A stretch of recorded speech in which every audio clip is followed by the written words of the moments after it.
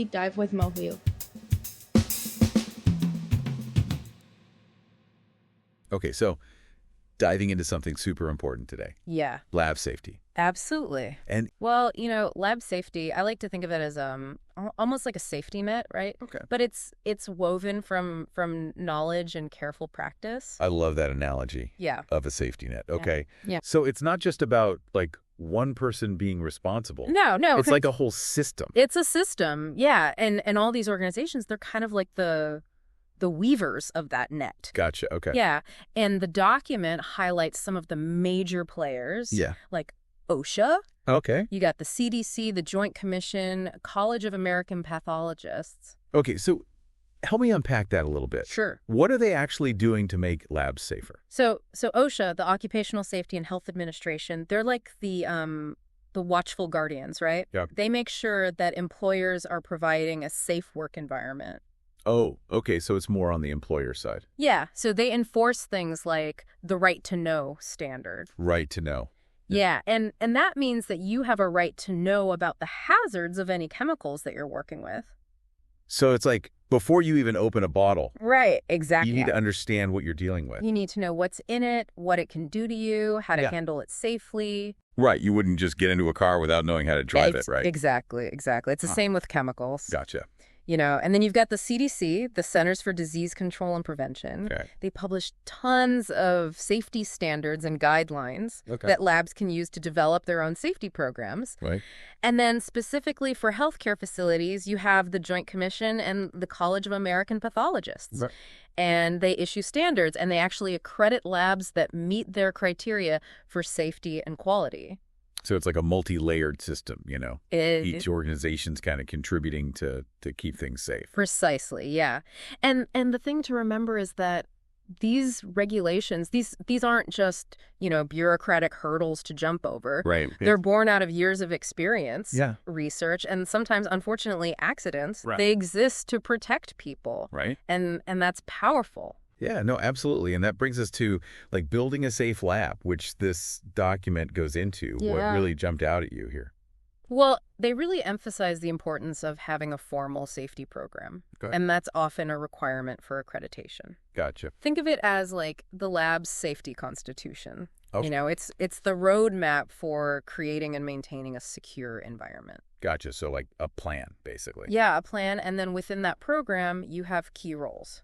Okay, so who are the key players on the safety team? Well, you've got the safety officer. Okay. Sometimes they're called the chair of the safety committee. Okay. They're kind of the captain, They make sure the program is implemented and followed. Makes sense. And then there's the chemical hygiene officer, the CHO. CHO? They are the chemical whisperer. Okay, I like that. Yeah, they're the go-to expert for everything related to chemicals. I bet you've seen firsthand how much of a difference a dedicated CHO can make. Oh, absolutely. I remember one situation, a new lab was setting up, and the CHO, they insisted on a specific ventilation system for a particular chemical. Oh, wow. And it seemed like overkill at the time. Yeah. But it turns out they're right. Okay. Because this chemical, under certain conditions, could release a vapor that was way more hazardous than anyone initially realized. Oh, wow. So having that ventilation system in place, Yeah. It potentially prevented a serious incident. That's incredible. Yeah. The document talks about the material safety data sheet. Yes. The MSDS. The MSDS. Okay. Total game changer. Yeah, it shouts it out. Rightfully so. It does, yeah. Because the MSDS, it's your survival guide for each chemical. Right. It's this detailed document, and it gives you all the need-to-know information. Okay, so walk me through, what are the essentials? Okay. What kind of info are we talking about? Okay, so first, you got physical data. So things like boiling point, vapor pressure, specific gravity. Okay. And that tells you how the chemical behaves in different conditions. So it's how does it react to, heat and cold and Exactly. different things like that? And then there's the threshold limit value. Okay. Or TLV. TLV, okay. And that's the maximum safe exposure limit in a given workday. So, how much you can be around it before it starts to become a problem. Precisely, yeah.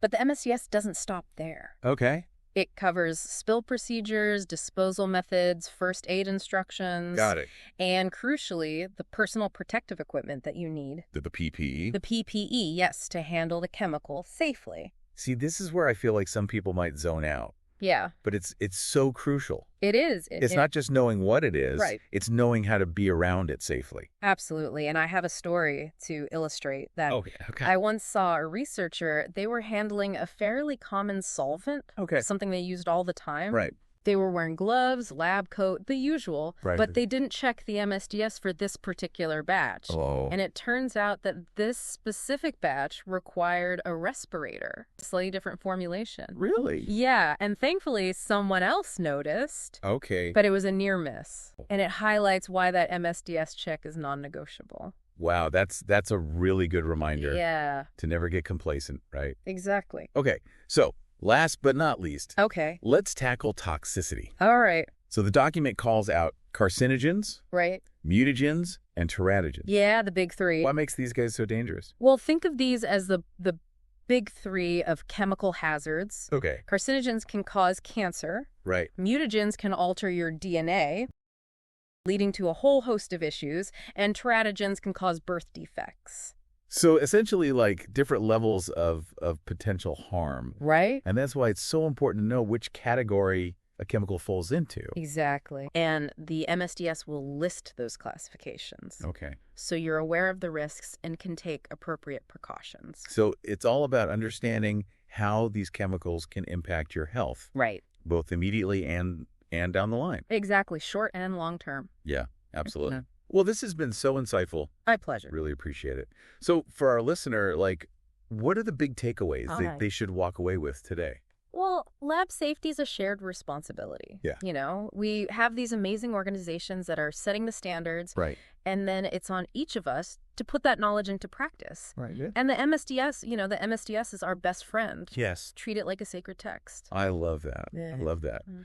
So know it, respect it, live it. Yes. And to our listener, I hope you're feeling empowered to be an advocate for safety in your own lab. Right. Because at the end of the day, it's about protecting ourselves. Absolutely. And each other. Couldn't have said it better myself. Awesome. Well, thanks again Thanks. for joining us. You're welcome. All right, everyone. Stay safe out there.